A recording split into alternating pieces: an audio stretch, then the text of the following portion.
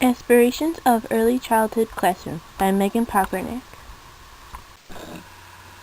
My personal experiences of the at-home family daycare that my mother had for the past 20 years, the visit to the Fuchs Mizrachi School in my EDC class 300 last semester, and the recent visit to Parkview Head Start Preschool helped shape my vision of an early childhood classroom. In the visions of the classroom, the goals of early childhood education will be focus on and help build children's language, physical, social, emotional, and cognitive development, to promote independence, decision-making, creativity, curiosity, and problem-solving for children. And the curriculum should be child-centered with the focus on the learners or the children. The fourth goal would be not only should the students learn from the curriculum, but should also be prepared for the future. And lastly, to create enthusiastic learners, because children should want to learn and be excited about learning. If the children become enthusiastic about learning at a young age, then that attitude and behavior will travel through the rest of their education. My beliefs of how the children learn and develop are having child-centered learning. The children learn and develop through the curriculum taught to them, so it needs to have a focus on the students.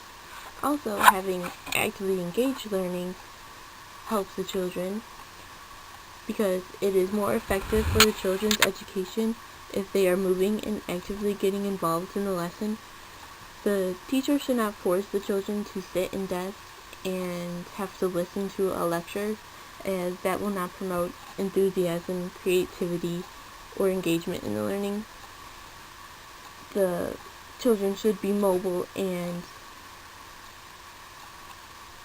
be interactive with the lesson. Another belief is children should be given choices because it'll help build their independence and decision-making skills and will also help their development. Play is another belief of how children learn and develop because it keeps them interested in the learning and helps develop their motor and cognitive skills. The environment and parents' involvement have a huge impact on the children's learning and developing too.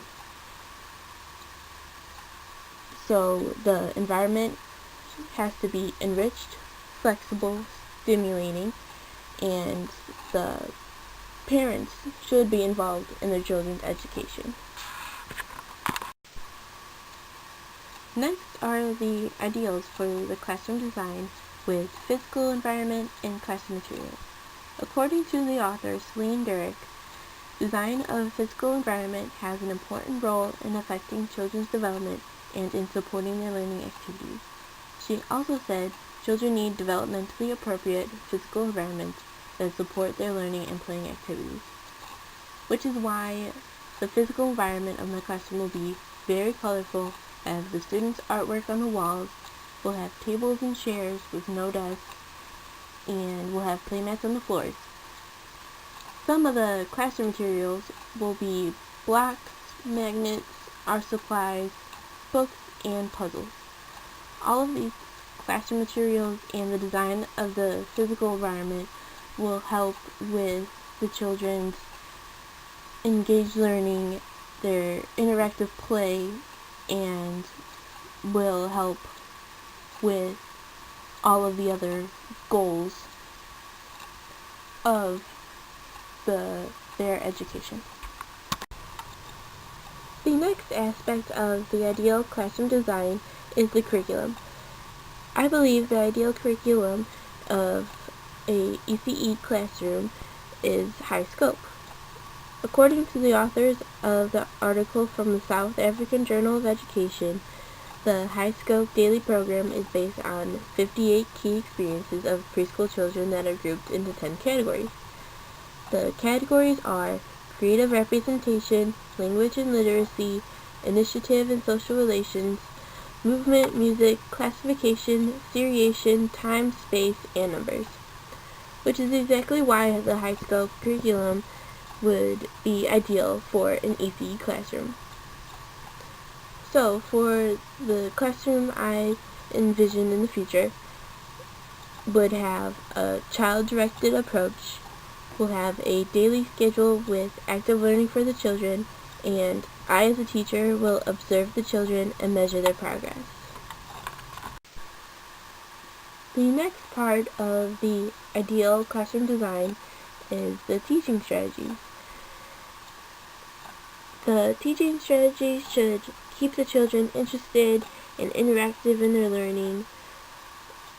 The teacher should also put creativity in their lessons to make learning enjoyable and engaging for the children. The children should feel like they are having fun while also learning the curriculum. The next part is the guidance strategies for children's behavior. The teacher should definitely not yell or scream or have any anger towards the children. The teacher should not also ignore the situation or the child. The teacher should discuss the problem and talk about their feelings. What I've learned from the visit to the Park View Head Start preschool was that talking about one another's feelings helped the children resolve their conflicts. Also from past experience, I've seen that having anger towards the child or ignoring the situation of the negative behavior will not solve the problem. Ignoring a child will only result in negative outcomes. A teacher should address the situation and guide the children into knowing the correct way to behave. The next part of the classroom design would be the proposed family engagement strategies. The parents should volunteer and be involved in the activities of the school, and also the parents should be involved in their children's education, as it will boost the child's spirit, encourage their learning, and better their education overall. Another family engagement strategy is having a positive parent-teacher relationship, as that will help and better the child's education in the long run. The DAP connection of the ECE classroom design and the children's education and development will be age-appropriate, individual appropriate, and social and cultural appropriate. My vision of the early childhood classroom will be age-appropriate for the 3 to 5-year-olds in the preschool that I intend to teach at. Also, the classroom will be individually appropriate, as each child will have the ability to speak their own voice, learn at their own pace, and be equally involved in all of the activities. The classroom will be socially and culturally appropriate for the students according to the socioeconomic status that they are in and the community that the school is a part of.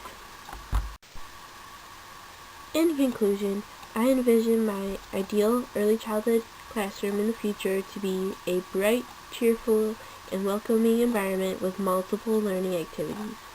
The students and parents will have the chance to get involved, and everyone will be treated equally.